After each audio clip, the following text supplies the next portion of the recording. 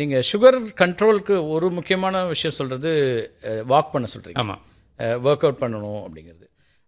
Wait அதிகமாக இருக்கிற ஒருத்தருக்கு வந்து நிறைய வாக் பண்ண முடியுதா? ரொம்ப நேரம் வாக் பண்ணால் நீ பெயின் வர்றது இந்த மாதிரி விஷயமும் இருக்குது. அப்போ அது வந்து ரொம்ப நேரம் நடக்கிறது நல்லதா, எவ்வளோ நடந்தால் நல்லது அப்படிங்கிற ஒரு கேள்வியும் இருக்குது. மினிமம் வந்து 30 நிமிஷம்.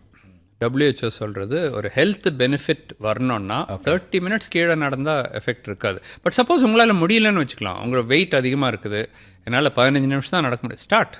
ஓகே, 15 நிமிஷம் ஆரம்பிச்சிருக்கும், மெதுவாக கொஞ்ச நேரம் கழிச்சு 20 ஆகிடும், 25 ஆகிடும், 30 ஆகிடும். பாடி வந்து யூஸ் ஆகிடும்போது you can do that.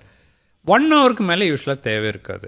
So between 30 to 1 hour எவ்வளோ கேலரிஸ் வந்து பர்ன் பண்ணும் அல்லது இவ்வளோ ஸ்டெப்ஸ். ஸோ இந்த பழைய ஜாப்பனீஸ் மெத்தட் பிரகாரம் 10,000 ஸ்டெப்ஸ்னு எல்லாரும் சொல்லுவாங்க. இப்போ மோர் ரீசெண்டாக 10,000 கூட தேவையில்லைங்க, 7,000 ஸ்டெப்ஸ். ஒரு உதாரணமாக சொன்னால்